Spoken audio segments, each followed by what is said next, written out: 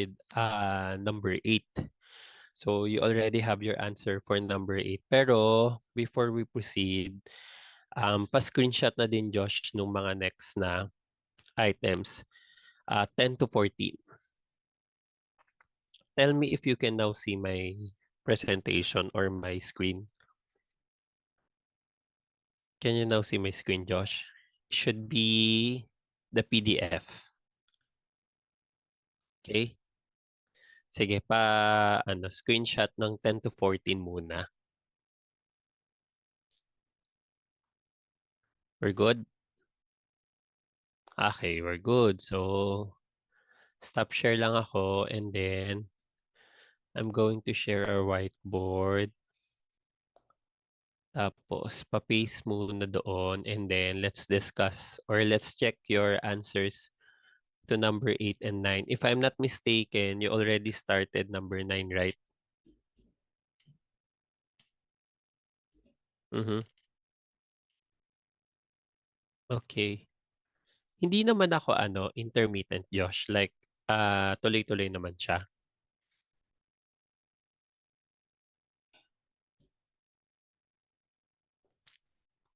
Okay, the whiteboard is loading on my end.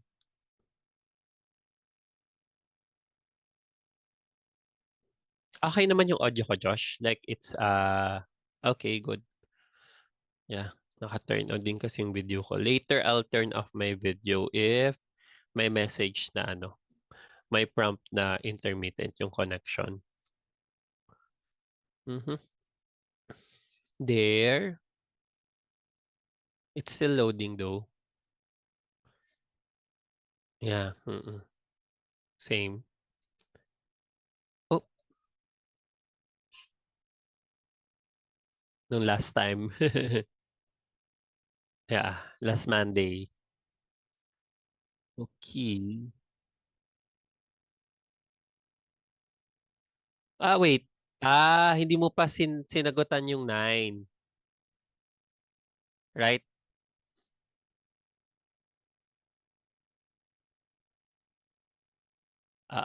Sige, sige. Let's answer number 8 muna. Okay? Naisagot ka na ng 8 eh. Wala ka pa sa 9. So, let's start first with number 8, no? So, the problem for number 8, use Newman projection formulas for ethylene glycol, which is 1,2-ethane diol, and butane to explain why the Gauch conformer of ethylene glycol is expected to contribute more to its ensemble of conformers than would the Gauch conformer of butane to its respective set of conformers. So what I need to see here is dapat, this is my answer ha, tapos compare natin yung answer mo sa answer ko. So what I need to see here is that meron kang Gauch conformation ng both molecules, yung butane at saka yung ethylene glycol natin. Tapos, for ethylene glycol, I need to see the hydrogen bonding, no? Which provides the stabilization of the Gauch conformation.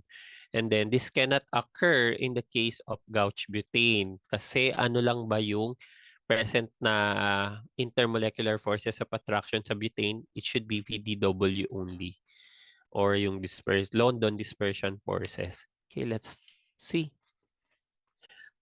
Okay, so we have here your trans tsaka actually pwede mag-cis din, no? Yung ito, cis yung ito yung trans conformer of ethylene glycol and then ito yung naka-gauch, no? Ayun, very good. Yeah, I can clearly see here the hydrogen bonding, no?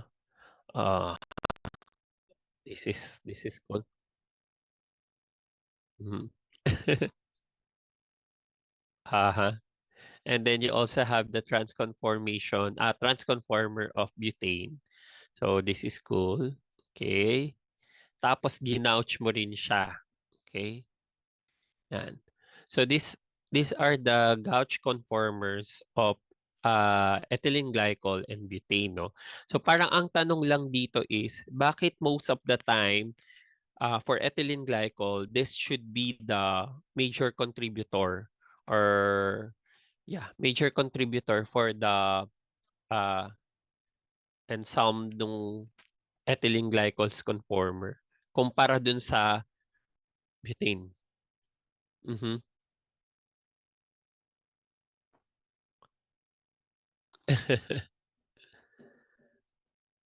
Ayan.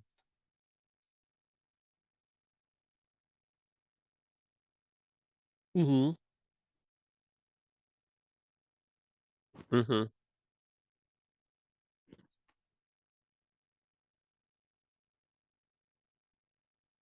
Correct.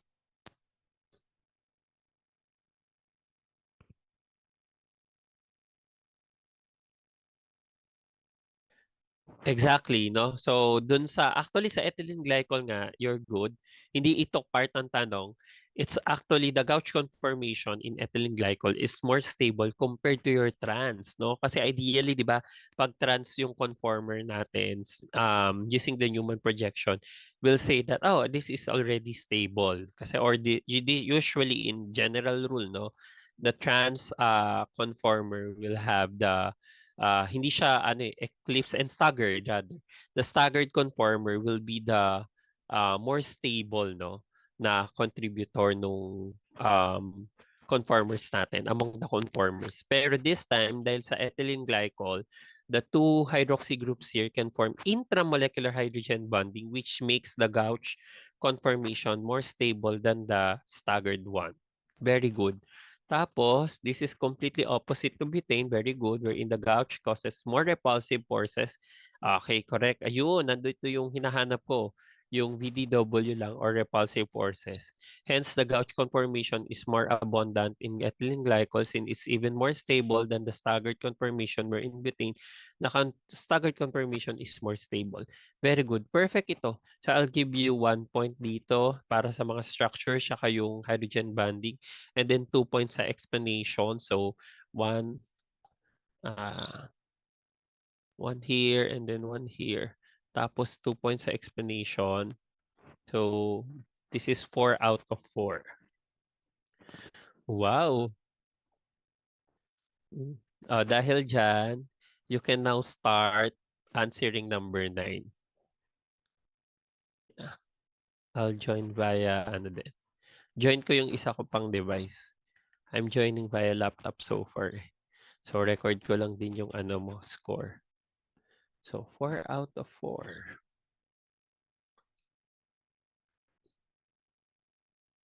So for number 9, let me read lang. Okay, should be here. Number 9. Okay, yan. Okay, you can now start while I'm reading the problem. For number 9 naman, Josh, you need to show how you might prepare the following compound. So this one can have several answer, no. I'll just we'll evaluate later if your route is logical or parang in a scientific manner, no? Logical and practical, kumbaga, no? So, please take note, try to consider just yung practicality din, like the easiness or convenience to prepare. Kunwari, less step, kasi better yun eh. Pag lesser yung steps mo, organic synthesis steps, the better, no? And then yung mga conditions, etc. So you try to consider that. So for letter A, you need to prepare 1 butanol from 2 chlorobutane. For letter B, you need to prepare 2 bromobutane from 2 butanol. So for letter C, this one is different to bromobutane. So same products with B, same product with B, pero you need to prepare that from 1 butanol. So then for letter D, you need to prepare 1 ethoxy 2 methylpropane from 2 methyl 1 propanol. Okay? Sige Josh, go ahead at you can show me the how will you synthesize those compounds, no? And we already specified the starting materials or the starting compound then. Okay? Yan, naririnig naman kita. Join ko lang yung isa ko ding device niya siya.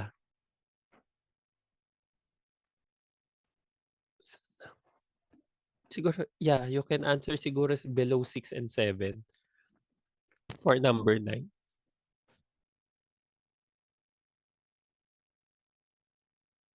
Mhm.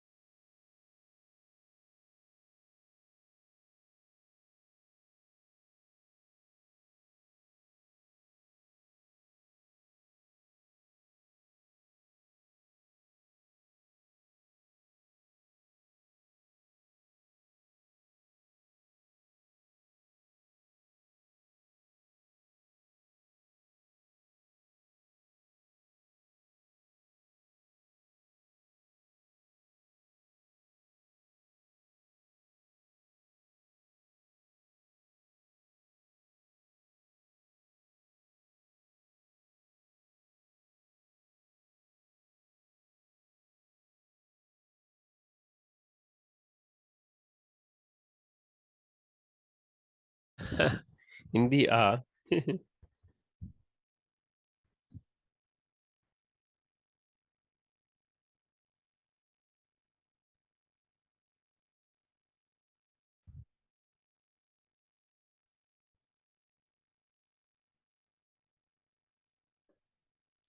Ayan.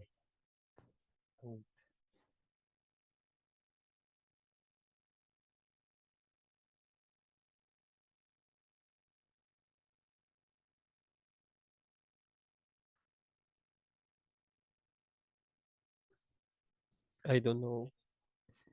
Oops. Oh,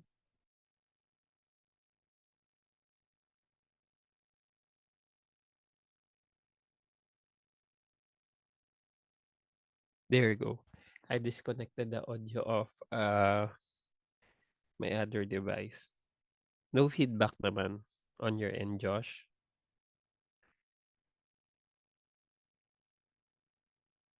Okay, good. Okay, so for number 9, you started with 2 chlorobutane, and then you need to prepare 1 butanol. So how will you do that? That's your challenge. Mhm.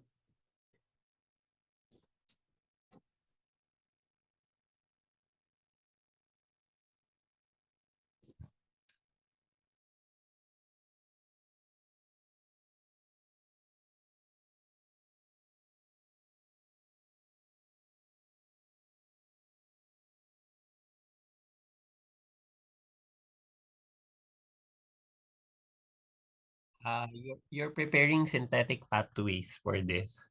Not basically mechanism.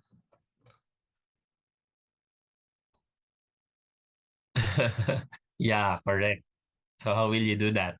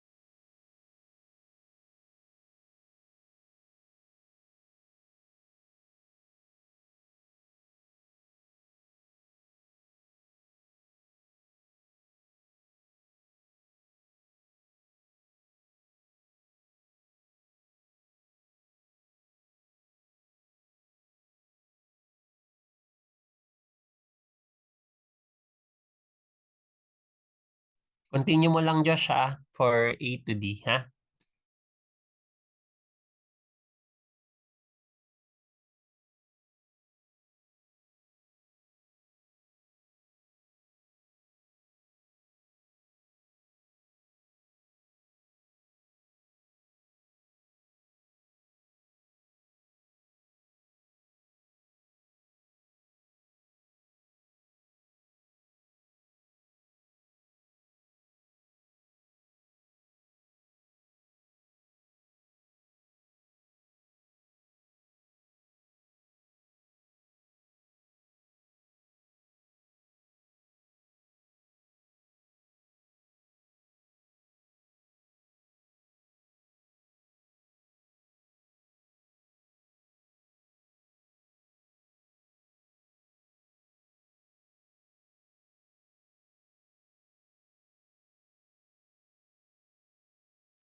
Anong hydrogen peroxide?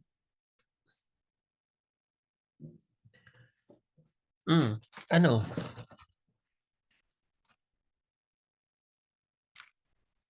Mhm. Peroxide can be used. Uy, bakit kita tutulungan? O anong gusto mong ilagay diyan?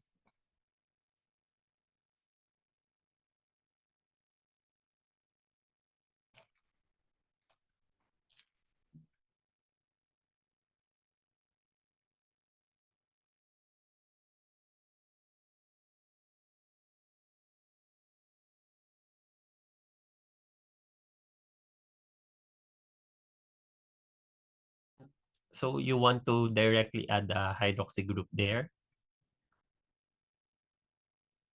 If it's in addition, where will the OH be added? Sa position 1 or position 2?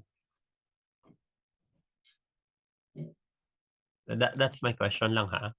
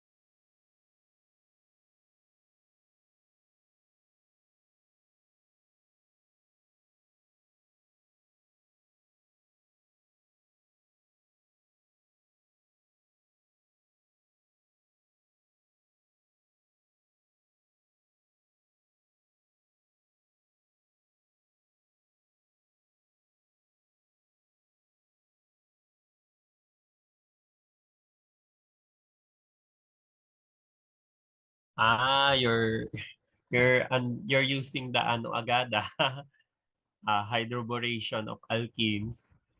Though we haven't discussed that yet.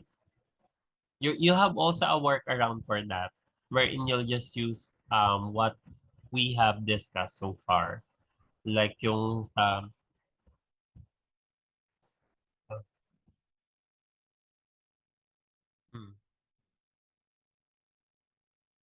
mm, yeah, but because we haven't learned that one. Pero you don't need to show the mechanism naman. So pwede namang yun naman diretso product. Yeah, yeah. Pero you can show the movements of electrons then if you want. Mm, ang iniisip ko diyan, Josh, ay you work around with what we have discussed so far. So you don't need to use the addition reactions yet. Sige, I'll help you for this specific item only. Hmm. After niyan, ano ang na-discuss natin na reaction of alkenes? Hmm.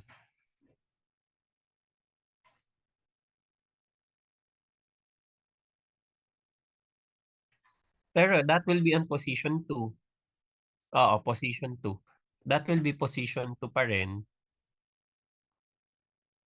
Hmm, I'll give you an idea. Ano ang na-discuss natin na synthesis na gumagamit ng alkene as starting material so far? Kunwari, alcohols, ethers, epoxide. Oh, sige, try mo. Dito lang ha, specific item lang to. Oh, wait. So, kunwari may epoxide ka na ha. Basta alam mo na yun, epoxidation yun eh. So, once you have an epoxide, once you have your epoxide already, what will you add? Base ba muna or base or strong nucleophile or acid muna?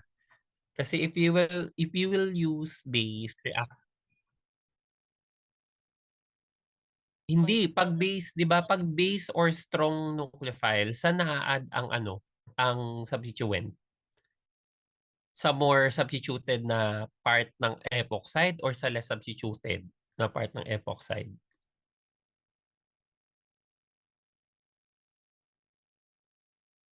Hmm.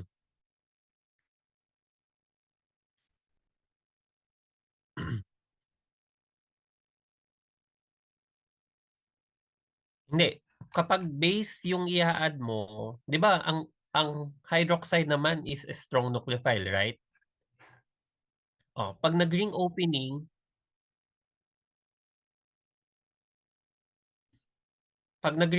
ang epoxide, saan siya?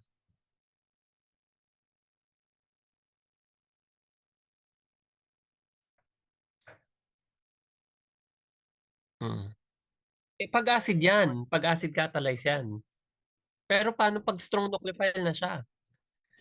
'Di ba, base na siya eh. Yun yung clue mo. Okay, that's it. Tama na, hindi na ako magbibigay ng clue for the next item. Sige, go ahead.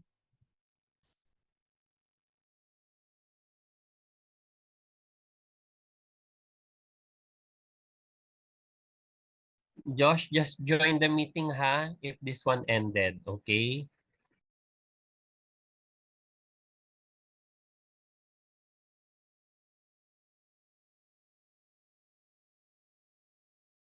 So let me remind you so far, what we have discussed are the reactions are substitution reactions, SN1, SN2. We also had eliminations, E1 and E2. And then yung mga name reaction. Hmm? Yeah, you may add. So, usually sa babayan. Mm. O kaya kama. may comma lang. Kunwari, dalawa yung reactants mo, tapos lagyan mo ng comma na for the catalyst. It's okay. Ayan. So, E1, E2, tapos we also have yung Williamson ether synthesis, tapos yung epoxidation reactions. Kasi the rest naman ng reactions are SN1, SN2, E1, and E2. So, the next chapter natin sa alkenes, dun pa lang tayo magkakaroon ng addition reactions.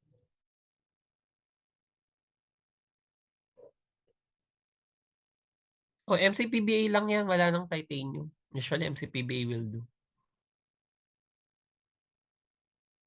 Hmm. Inano mo ano nga to, sino yung titanium? Si Sharpless. Mm. Si Sharpless yan. Asymmetric epoxidation.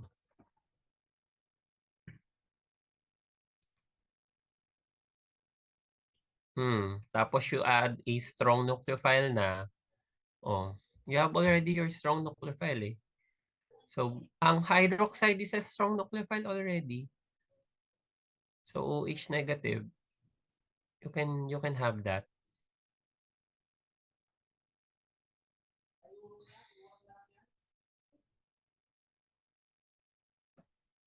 Pero you're correct ha. Sa next chapter kasi you will see that to prepare 1-butanol, convert mo yung chlorobutane, 2-chlorobutane to an alkene. Tapos maghano ka hydroboration oxidation para magkaroon ka ng OH dun sa least substituted na carbon. Kapag mas marami ka ng alam na pag mas marami na tayong na-discuss. Mm. Diol.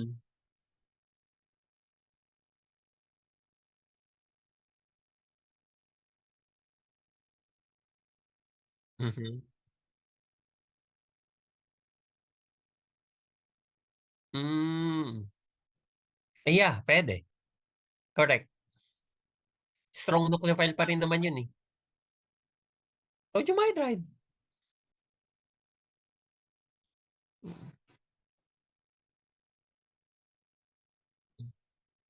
Sodium hydride in water lang yun eh. Okay na yun.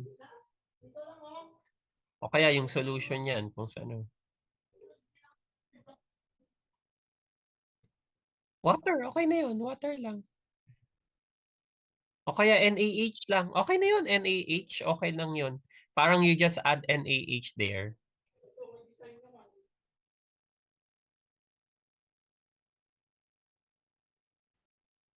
Hindi, you don't need to to make the oxygen there oxonium kasi automatic yan, ring opening yan. So let's say saan ma-add yung hydride mo? So gawin mo may hydride ka diyan sa ilalim.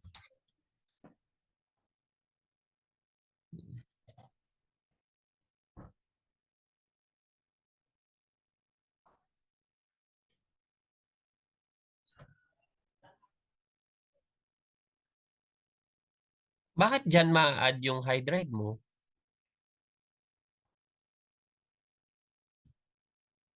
Mm. Di ba strong nucleophile yan?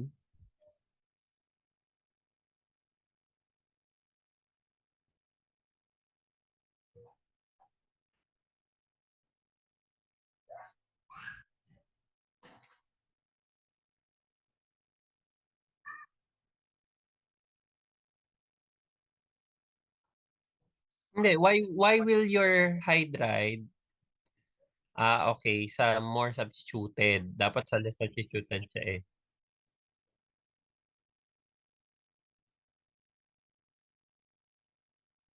Mm.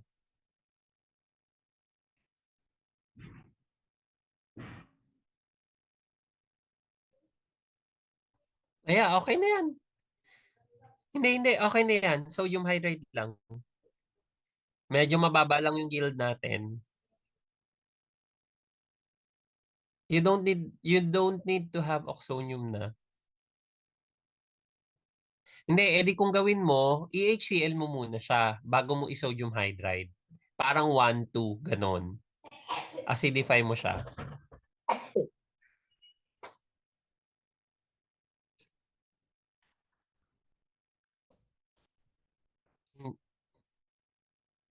Hindi, gawin mo muna siyang HCl if you want. Yan, HCl. Hmm. So, you mix it with HCl first. May maghanap ako ng Tapos, puti ng puti.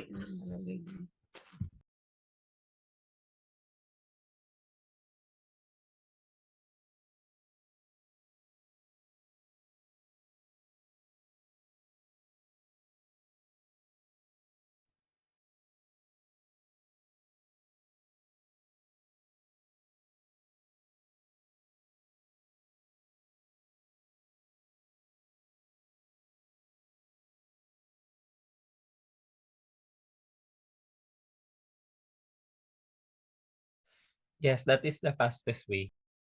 Addition reaction.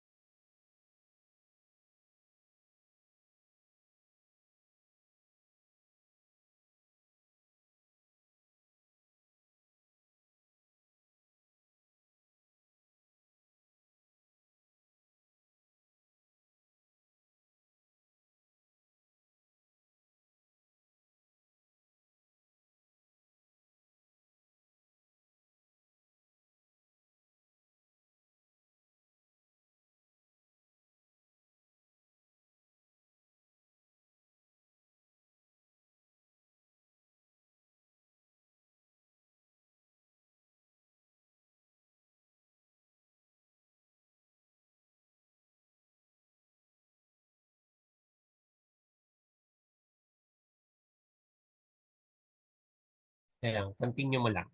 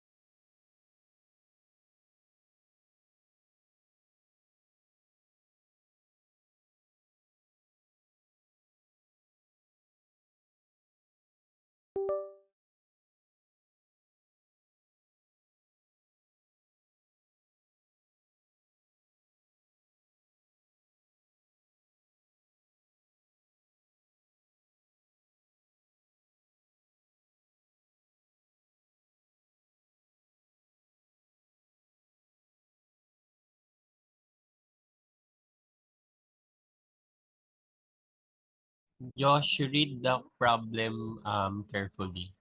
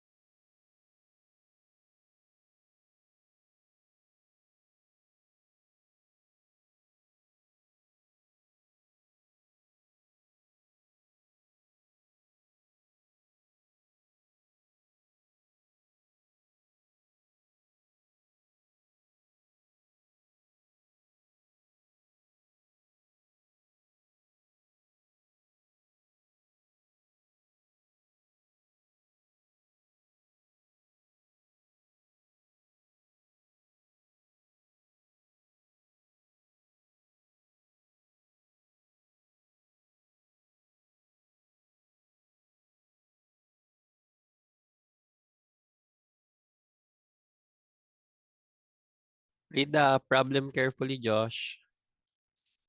Ayan.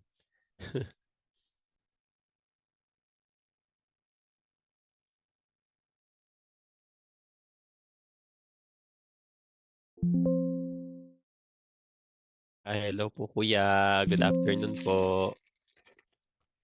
Better na po talaga kuya. Ano na po, okay na po. Mm.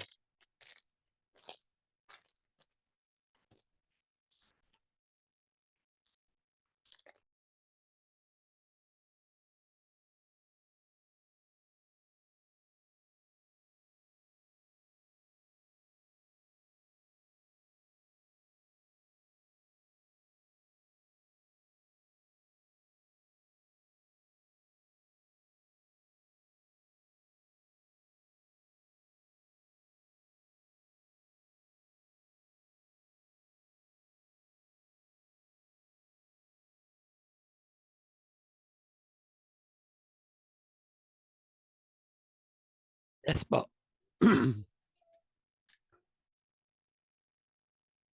Mm. Oo nga po eh. Mm. Para at least po. Hmm.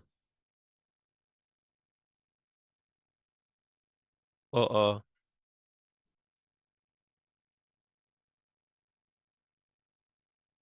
Mm.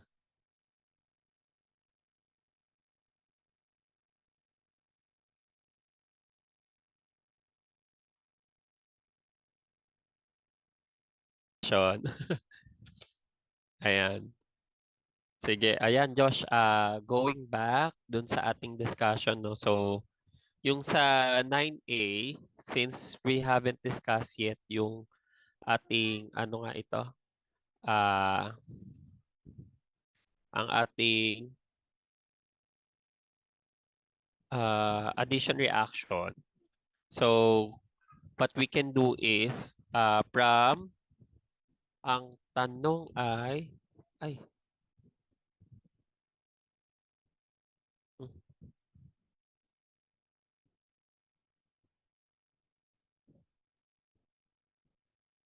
to 9A. 1 butanol from 2 chlorobutane. So, dapat 1 butanol from 2 chlorobutane. So, okay. So, 2 chlorobutane, nag-undergo, we use the tert-butyl butoxide, no? Potassium tert-butyl butoxide para mag-undergo ng elimination. So, pwede yan. Tapos, nag-epoxidation. And then, in-acidify muna natin. Tapos, saka natin nag-add ng sodium hydride. Sodium hydride, of course, yung hydride, yung strong nucleophile dito. This will attack the less substituted. Yeah, less substituted carbon. So, this one. Para you'll have your alcohol here. So, pero yung more practical dito, Joshua, ayan, from here, mag-addition reaction ka na lang. So, yung sinabi mo nga addition reaction. So, so kapag ano na, pag nasa ano na tayo, yan. So kapag nasa ah, alkenes na, addition reaction. So we can have here, ayan, yung sinabi mo nga, BH3, THF, hydroboration oxidation, tapos H2O2. Ayan, para magkaroon ka ng alcohol. That's correct, no?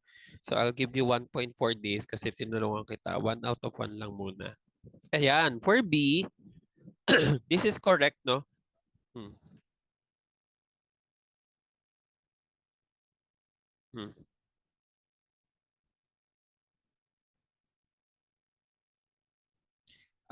Wait, ano ba yung tanong sa 10?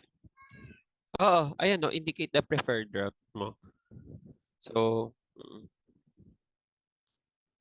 next, for letter B, Josh, ang tanong kasi natin dito ay, how will you prepare 2-bromobutane from 2-butanol? So 2-butanol, 2-bromobutane, correct, no?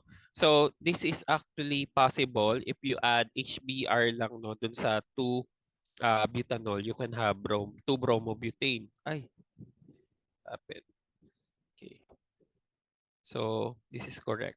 I'll give you 1 point for this. 1 out of 1. Question, Josh.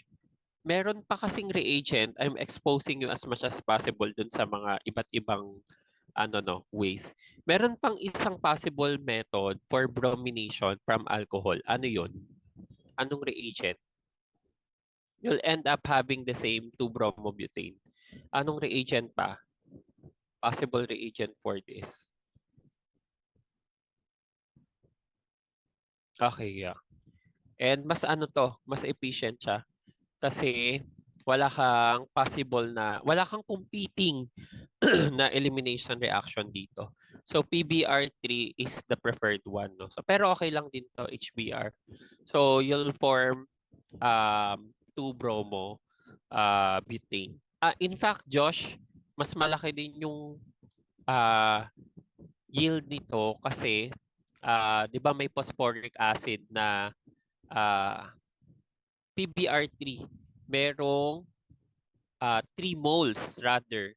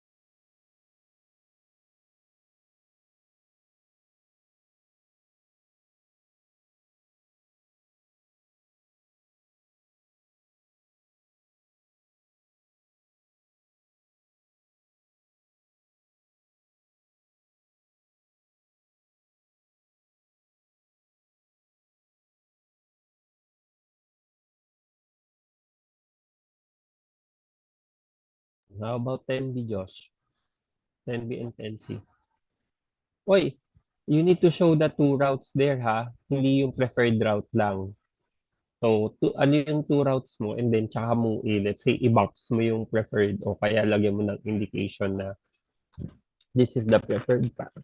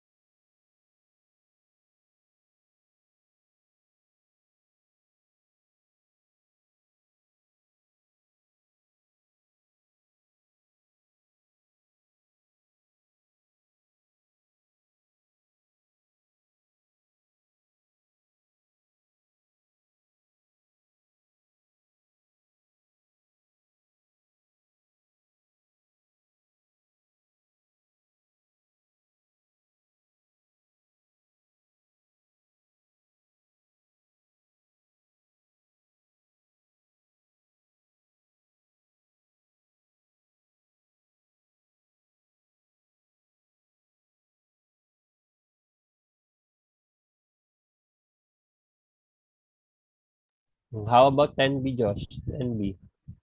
O for 10A, yung nasa taas yung preferred path, right? Tama? Based sa answer mo.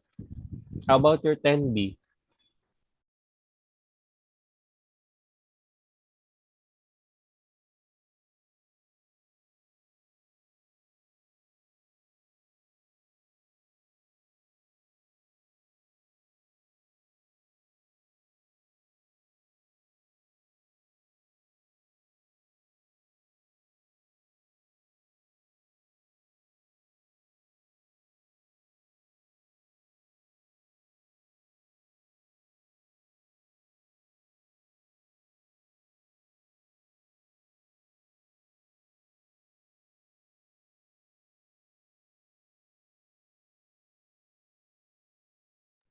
Yes, Josh, yung 10B naman.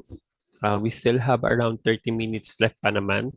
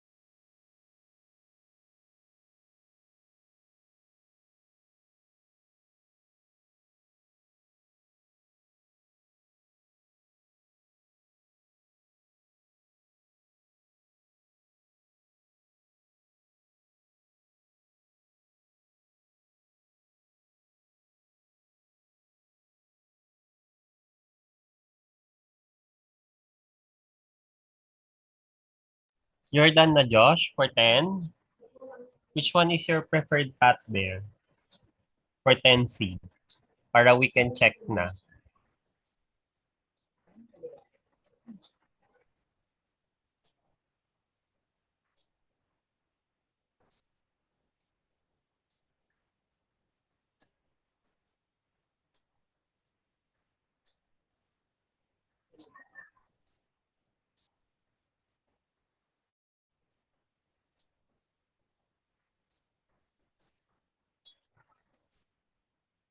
For 10C, which one is your preferred path?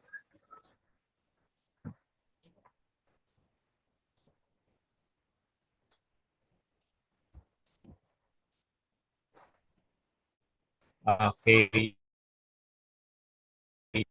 Final answers na ba yung mga yan?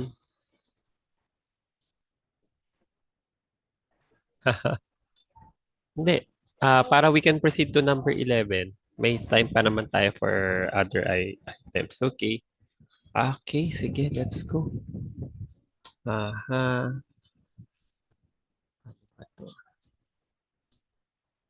Okay. So let me explain first. We begin first by explaining the Williamson-Ether synthesis.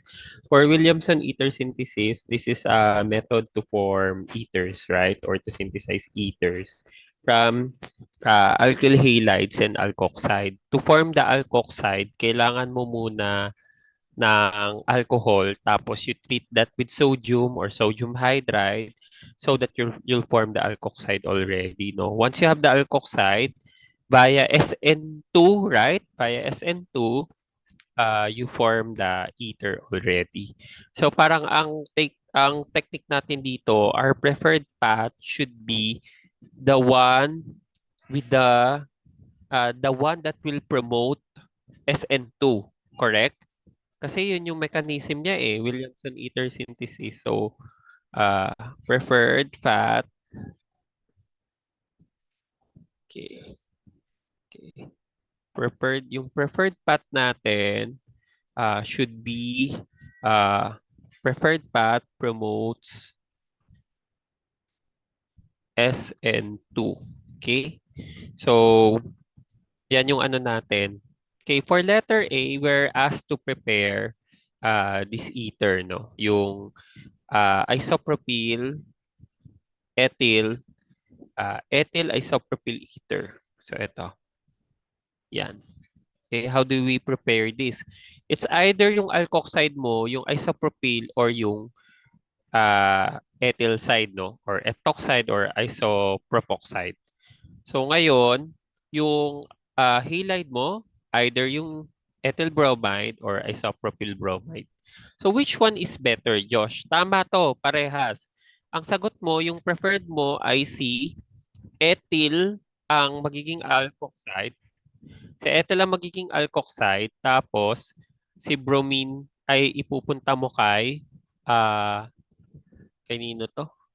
Kay alkyl, no? Dun sa isopropyl. So actually, ang preferred path dapat dito, Josh, ito. Dapat ang primary mo yung alkyl halide kasi siya yung mas promoter siya ng SN2. Hindi si alkoxide kasi alkoxide na yun eh, strong nucleophile na yun. So regardless dun sa parang magiging shape niya, no, it can attack your carbon already. So dapat ang preferred pathway mo ay ito, not this one. So mali ko lang dito. 1, 2, 2 out of 3. Bakit? SN2, ayan o. Promotes SN2. Saan pinakamabilis ang SN2? Kapag ang alkyl halide mo ay primary. Diba? Oo. Ay, nako po. Sabi ko nga eh, hala, sunod-sunod na to.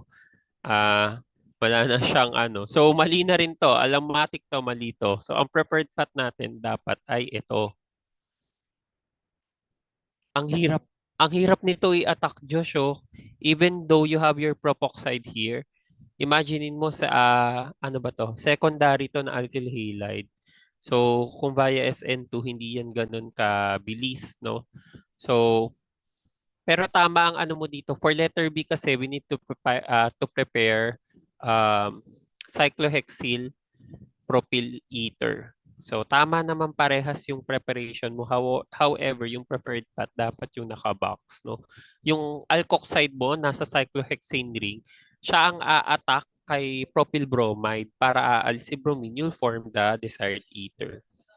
So, ang swerte mo lang sa letter C, so yun nga lang nagbigay ka dito sa letter C.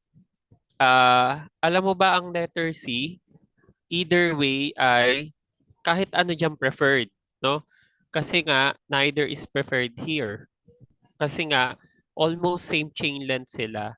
So, parehas ding primary to. So, you have your um, primary to, then this is also a primary.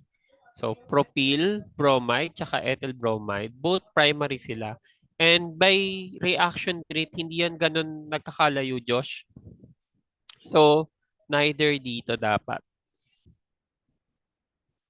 Ayan, neither. Pero may preferred path ka. Ang preferred mo ay si ethoxide. Tsaka, yeah. Ideally, parang ito din eh. Kasi mas maikli yung um, ay dapat nga ang preferred mo dapat si ethyl bromide kasi mas maikli siya eh. Madali siyang i-add kay propoxide. Pero neither naman yan. So I'll give you, ayan, 2 points for this. So may preferred path ka lang. Sige, I'll give you full credits na nga dito. So 3 out of 3. So for number 10, this is also 2 out of 3. So out of 9 ay 7 ka lang. Tama ba ako? Yes, 7. So number 10, 7 out of 9. Okay. And then, sige. I'll wait for you to finish 11, 12.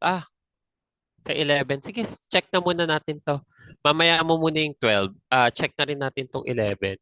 Yung 11, you are asked to, the cyclic ether tetrahydrofuran, CTHF pala, which is usually solvent, can be synthesized by treating 4-chlorobutanol. Si 4-chloro-1-butanol ay anong compound to, Josh? Anong class sila ng organic compounds? 4-chloro-1-butanol with aqueous sodium hydroxide propose a mechanism for this reaction or for the synthesis of tetrahydrofuran. Ano to? Si 4-chloro-1-butanol. Ano sila, Josh, ulit? Sila ay mga, naalala mo yung term?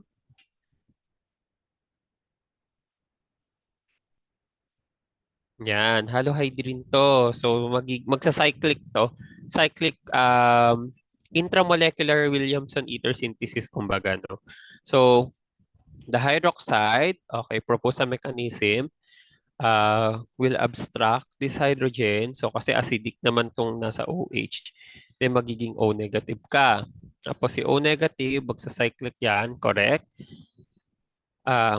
Pwedeng minsan ganito yung ginagawa namin, Josh, ha, para mas makita mo na yung view. Ganito siya. Pwede rin ganito mo siya i-drawing. I'm giving you ideas, ha.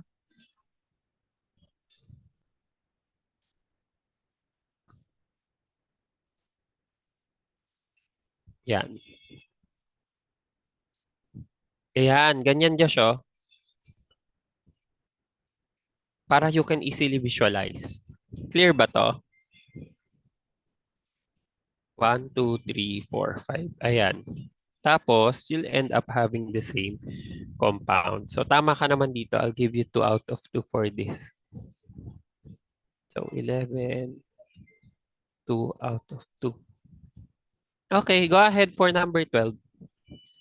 Siguro dito ka sa 12. Ayan, dito ka mag-12. You're using blue, no? Ayan. Ayan. 12A. So, when each halohydrin is treated with sodium hydride, a product of molecular formula C4H8O is formed. Draw the structure of the product and indicate its stereochemistry. Sige, go ahead, Josh.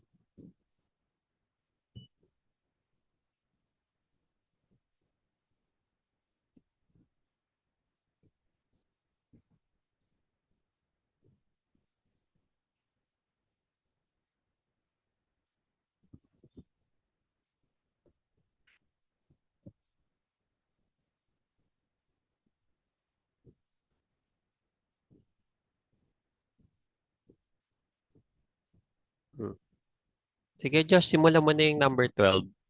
Three items siya technically. So 12A, 12B, and 12C.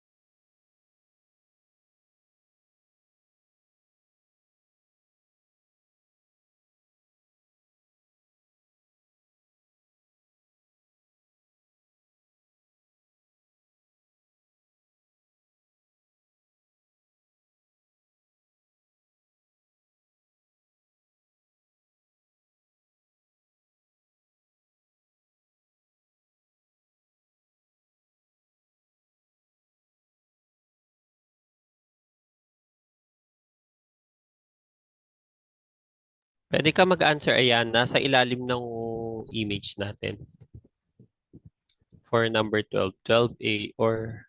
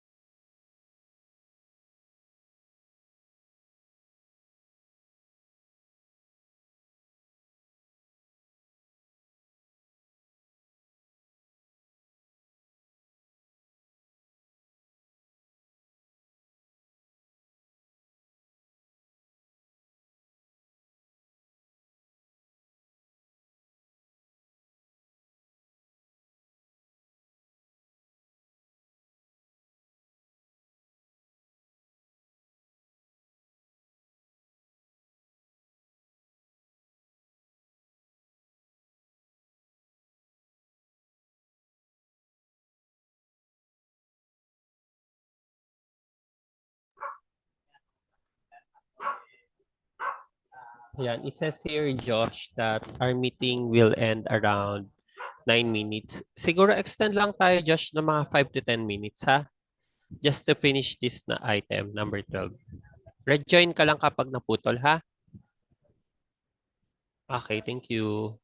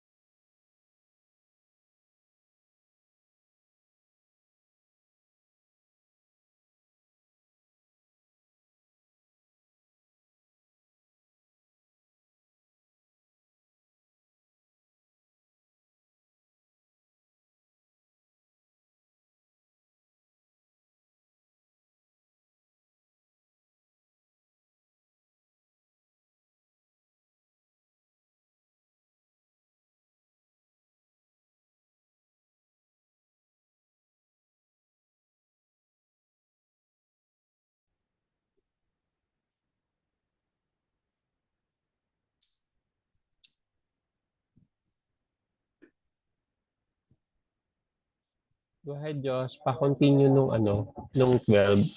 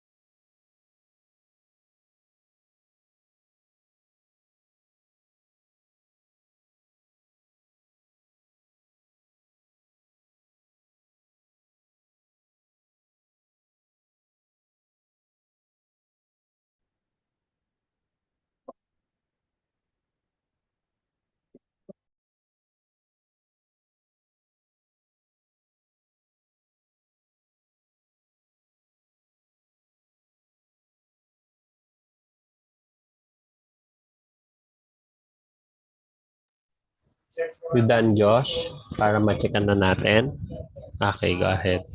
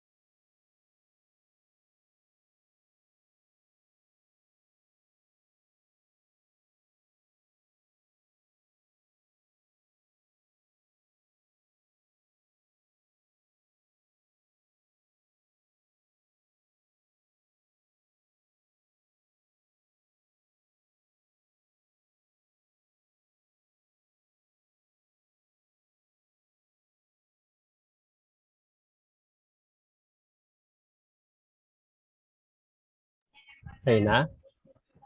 You're good? Okay, sige. Let's check na your answer.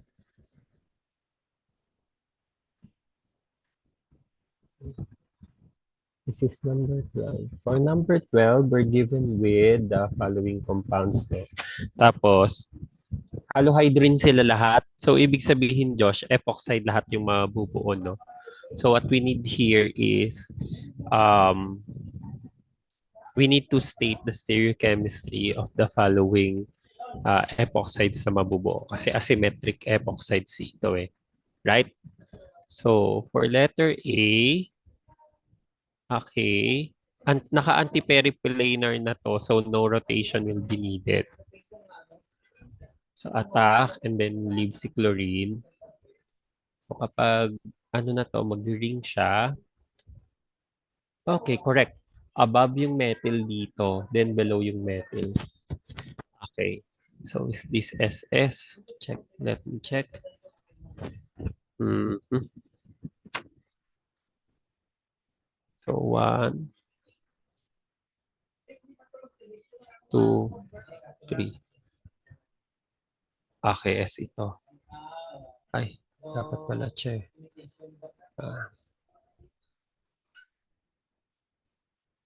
Yan. Correct, S ito. Tapos ito naman, 1, 2, 3. So, R. Ay. Okay, R naman ito. Kaso lang, nasa likod. Nasa harapan si hydrogen, S. Correct, SS yan. Tapos,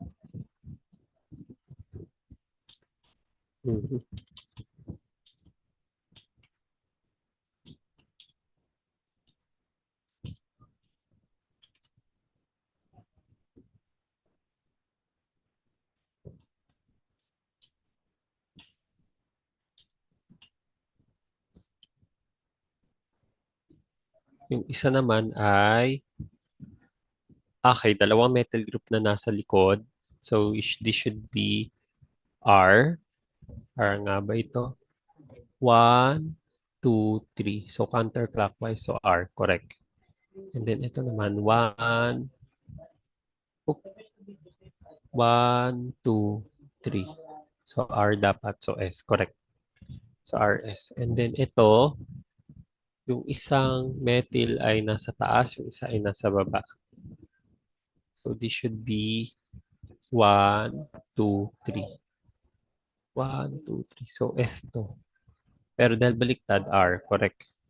1, 2, 3. So, counter. Ay, 1, 2, 3. So, clockwise siya. Nasa harapan. Okay. Okay. Tama to lahat. Correct. So, I'll give you, dahil may mga stereochemistry to, so 2 points each to. So, 6 out of 6 ka dito sa number 12. Haling. So far,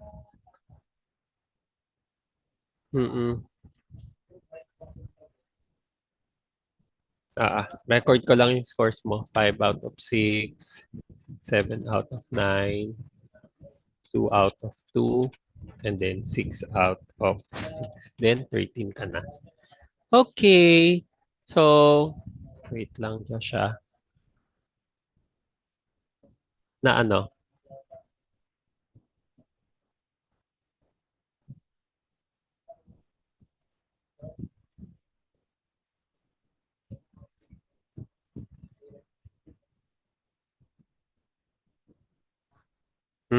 May sagot ka na. O sige, sa ano na natin yan? Next, sa Friday na natin i-answeran yan.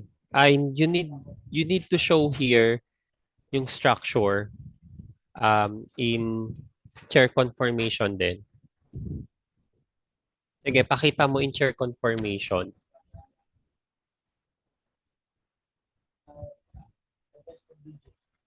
Okay. Okay. Yun na pala siya. So, good. Explain why no epoxide formation is observed. So, kasi wala kang antiperiplanar dito na ano, or naka-cis kasi sila, so same side. So we cannot do the SN2 attack no? Kasi SN2 formation ito eh. Ang epoch side, formation using halohydrine will not be possible. So for a halohydrine to become the halide must be antiperiplanar. Correct, yun yung hinahanap ko na term. Antiperiplanar to the nucleophilic O. Since in both chair conformations, it is impossible that they are both eggshell and antiperiplanar, and the substitution cannot occur. Most probably, a hydride ship occurs to form an enol eventually. Okay, correct. So, oh, ano pala to? Itong una mong drinawing, Josh. Dalawa yung chlorine, dalawa yung OH. Ito, oh. Ay, sorry. Ah, oo. Ah, et meron pang natitira. Wait lang. Ayan. Pero ito yung pinakasagot mo, yung may check. Nakita ko na. Ayan. Nakikita ko naman siya. Sige, let me check. Ako. Ako magmo-move. Ayan. Nag-move na. Isa lang siya. Isa na lang siya. Dalawa ba yung drinawing mo? Bakit?